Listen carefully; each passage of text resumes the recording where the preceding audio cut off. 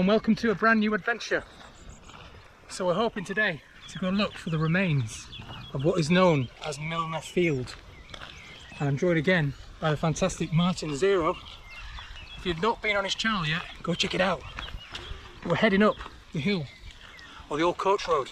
And you can still see the original cobbles in the street down there.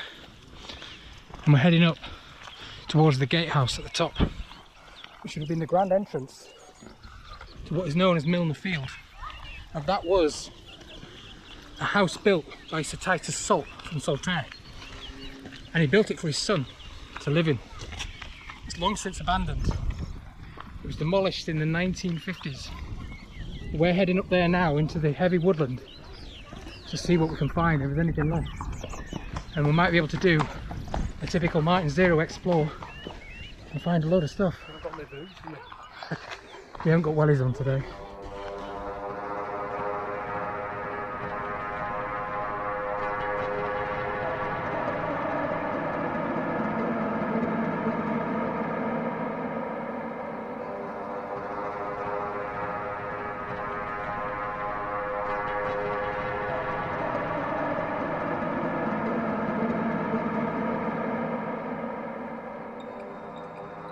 So right where I'm stood now would have been the old entrance road. From behind me, the main road is behind me, and this would have been the entrance driveway up to the house. And just where I'm stood now, there would have been a big brick archway, which I'll show you in the top corner of this video. That stood for many years. It was demolished not that long ago. I don't know if it was vandalised or actually removed officially. The house would have opened up right in front of us here. So we would have had this huge Victorian mansion right in front of us there, with a big tower in the middle.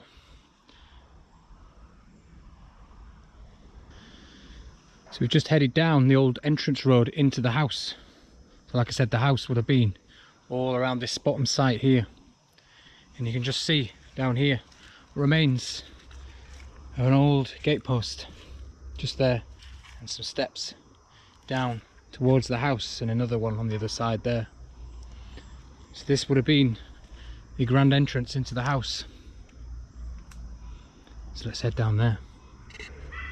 And just as we head through the trees, you just see this pile of rubble emerging right in front of you. All this old Victorian stone here. It's very intriguing to see.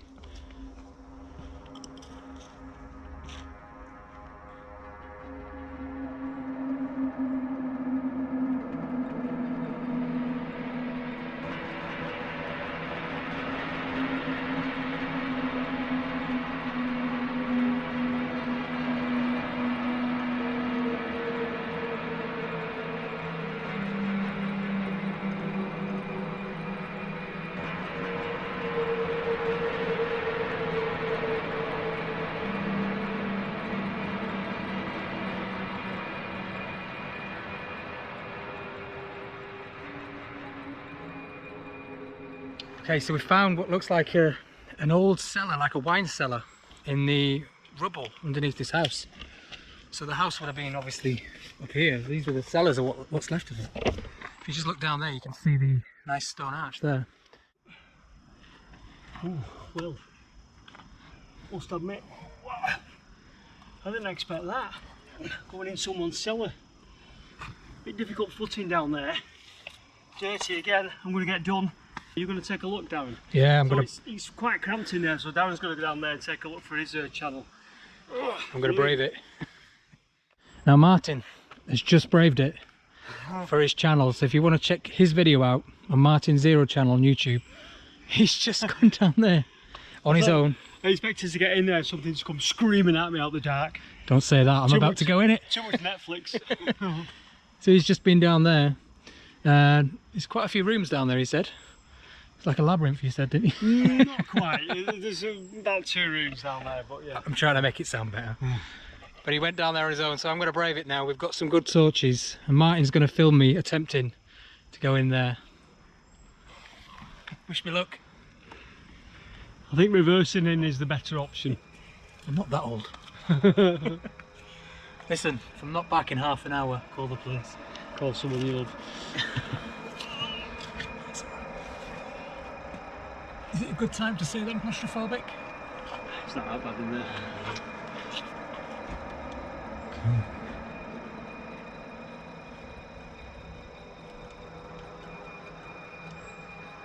It's bigger than what I thought. Okay, so we've just made it down. So the first thing you see is the old corridor down there, and some brickwork's been removed. I wonder if it went further down there. And then we've got this large room to the left here. Nice stone archway there. I don't know if you can see that. So let's head in. I've got a feeling a lot of people have been down here, especially kids drinking. Oh, what a great little hideout. It's a bit slippy. Wow, just look at that. It's an absolutely intact cellar. I didn't expect that. I knew there was going to be cellars here and things left, but I didn't think, for one, we'd be able to get in, and secondly, that it'd be this big and accessible. You can see a lot of this stuff's been dumped down here. There's a lot of rubble. I hate that sound when something falls. It just worries you when you're crawling around on your own. Now just take a look up there. There's more cellars. Now just in that archway up there, I could see some daylight coming through. So that's probably another entrance up there. You've got some old stairs up there. You see them? But you can't see them above. So if you go up there now, it's just a pile of rubble. You can't actually see the stairs. There's some big spiders up there. Just check them out. Oh, look at them cocoons up there with the spiders' eggs in. They're massive. But yeah, so that's a dead end down there.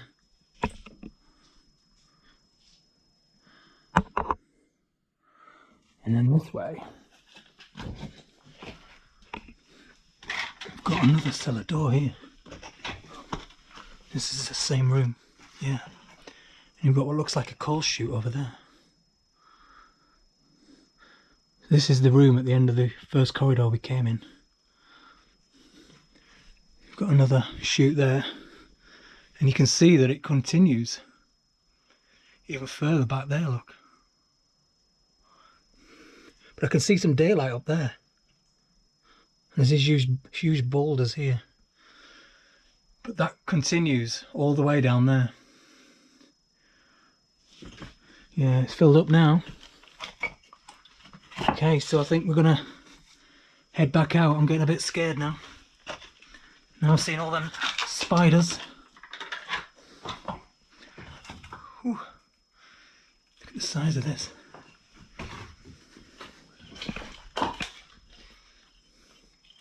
It's really hard as well when you're talking to a camera, holding a torch and wandering around and filming as well. See, Martin's used to this. He does a lot of this. This is my first time in an actual underground exploring an abandoned building. Some old pipe work there.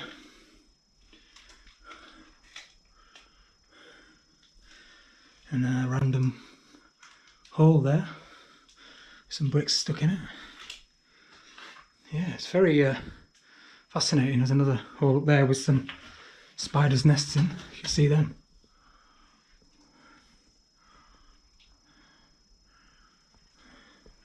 This is absolutely fantastic. Look at that